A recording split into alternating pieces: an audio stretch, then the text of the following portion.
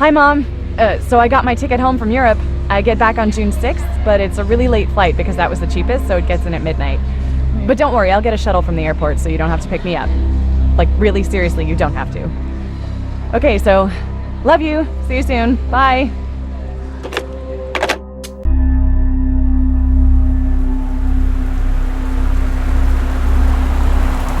Dear Katie, so much has changed, even just since you've been away. We moved into this house. I'm in a new school, and my big sister being gone for a year doesn't make it any easier. It doesn't feel real, but I'm not gonna let it faze me. I used to tell you everything, and if I can't do it in person, because you're off gallivanting around who knows where, I'll tell it to this journal, just like I was talking to you. Oh my God, you are so lucky you finished high school before we moved into this house. So, it's the first day of school, and there I am, introducing myself to the class, and I say that I just moved into the house on Arbor Hill.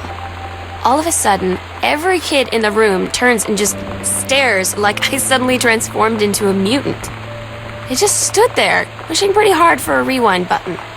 Because now maybe nobody knows my name, but they all know who I am. The Psycho House girl. You know that feeling where the first moment you see someone, it's like they have a big gold star around them, and you have to get to know them? Well, there's this girl. I think she's a senior. She's usually dressed kind of punk, but sometimes I see her in this, army uniform, and she's always drawing in this notebook, looking so intense. I had no idea how I would ever, have an excuse to talk to her. Till I noticed she and her friends hang out and play Street Fighter at the 7-Eleven every day after school. So you know what they say about the best laid plans of mice and men? Yeah, turns out it applies to Street Fighter too. At least I worked up the courage to walk into the 7-Eleven and ask for a turn, but all that practice at home did not exactly translate in the wild. So after I was finished getting my butt kicked, I followed them outside while they smoked. And that was when she asked me if I was that Psycho House girl. But then she said she's always really wanted to see the Psycho House. Her name is Lonnie. She's coming over tomorrow. It's weird hanging out with girls. Daniel was around ever since I was little, and other girls? I don't know. But being around Lonnie is instantly just right. I gave her the grand Psycho House tour and took my revenge on Super Nintendo. And it was I don't know, I finally found someone I feel normal around. I drove her home and she gave me this tape and said, "You have got to listen to this."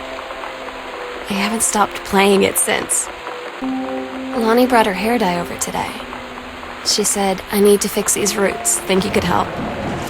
Dyeing hair is weirdly intimate. I don't know if I've touched someone else's scalp before. That's pretty intimate, right? It felt intimate. We looked into the mirror together after, and I expected her to say something about how it looked crappy or good or whatever. But that's when she said, "You're so beautiful." And she was looking at me.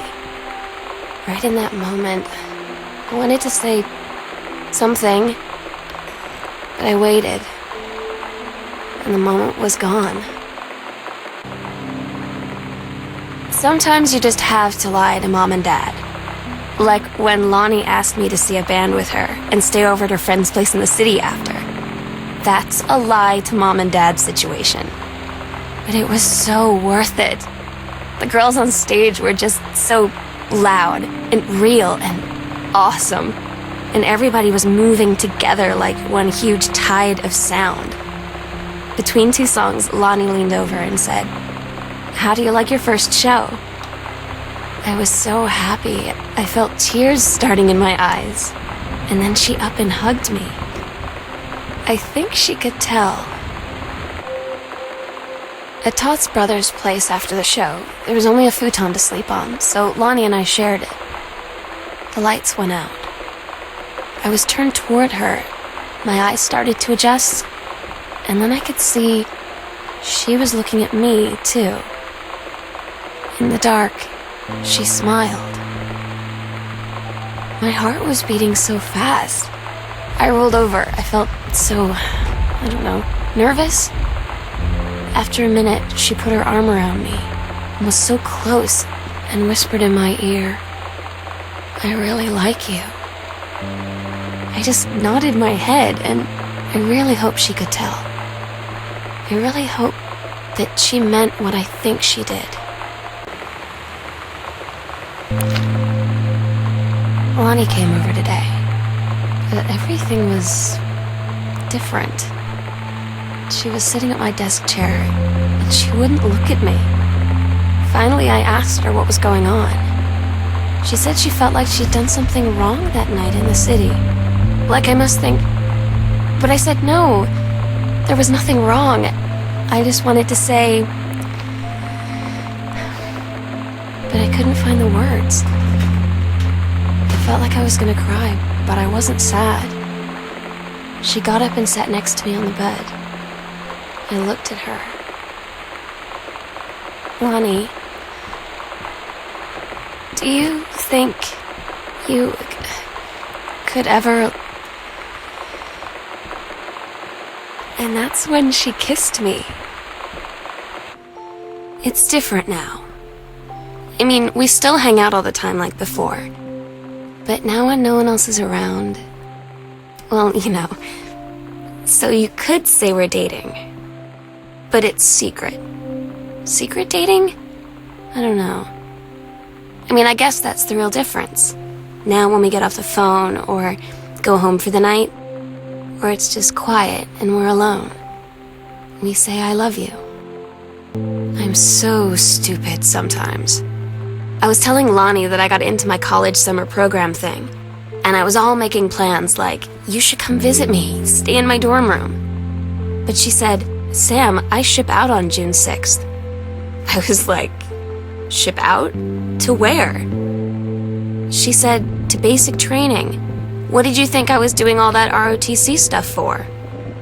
I guess she's been planning to join the Army right after high school since she was like 12. And I guess she's really going to do it. So I was like, after graduation, I'm just never going to see you again? She said, let's just have fun while we can. They tell you to stick with the group on field trips, Katie. There's a reason for that. Lonnie and I snuck off on the side paths at Multnomah Falls and got a little lost. Okay, a lot lost. Like, for hours. Right before the bus left, we found a trail and came running down the path, soaked and covered in mud, shouting for the bus not to leave. The school called home. Mom and Dad said, you didn't get into trouble like this before you met that Lonnie girl. But I don't think they know about us. The kids at school, though, I'm really afraid that's a whole other story. Todd's band lost their singer. Todd said he sucked. Lonnie said he got sick of Todd's shit, and he was complaining about needing a new singer. So Lonnie was like, I can sing. And they were all kind of like, you can? And she was like, probably. But she's been rehearsing with them for like a week now, and I finally got to see them play in Todd's basement today. And she's actually really amazing. I feel so proud when she's on stage. It's incredible being in awe of someone you love. So everybody knows it's like a temporary situation till she ships out in June. But till then, I'm gonna be at every single show. I don't get Lonnie sometimes.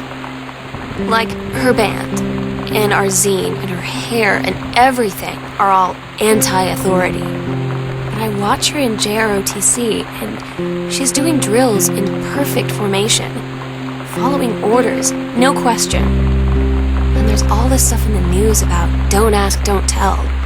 Like, she's going to join the Army and then have to lie about who she is.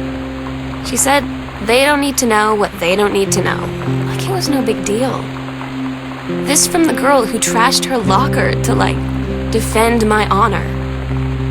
I've learned when to stop arguing, though. I don't think Lonnie even gets Lonnie sometimes.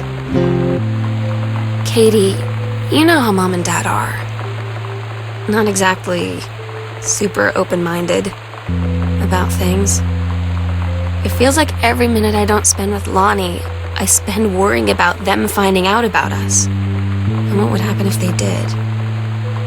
You know Dad's joke about the nunnery that he'd tell whenever he brought boys around the old house? I wonder where he'd want to send me. I had an interesting talk with Mom and Dad tonight.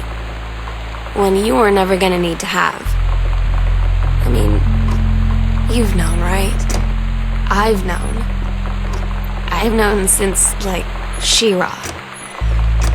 Mom and Dad didn't, I guess.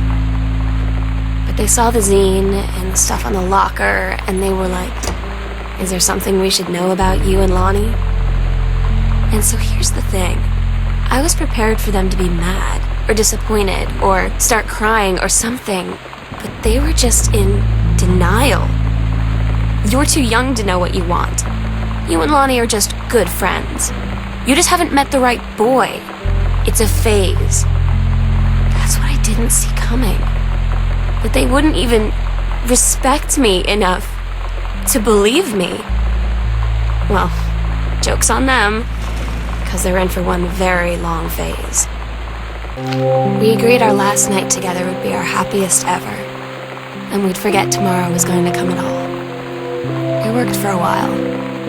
We had a good time seeing Oscar off, then ran up to the attic to look through our photos, to find one for Lonnie to take with her. And looking at them, I realized they were all in the past, and there wouldn't be any more.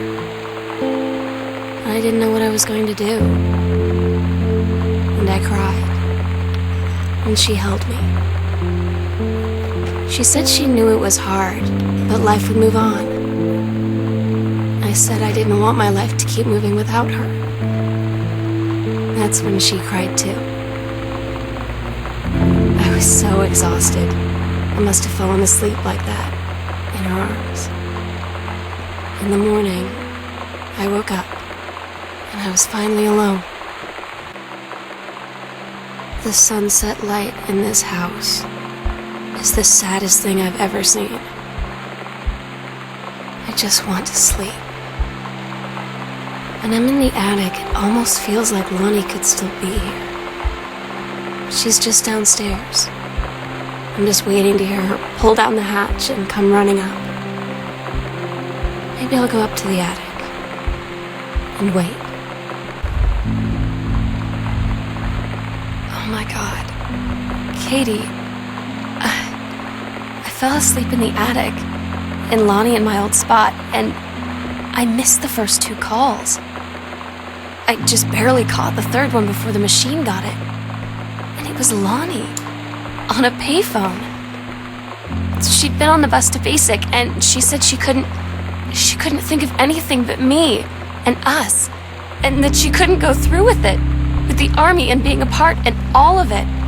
And so she got off the bus in Salem. She said, Sam, I want you to pack up everything you can and get in your car and come find me. And let's just drive until we find somewhere for us. And she asked me if I could do that. And I said yes. Yes.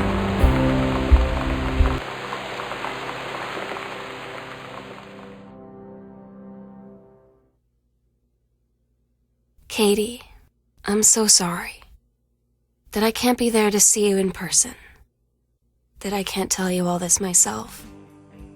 But I hope as you read this journal and you think back, that you'll understand why I had to do what I did.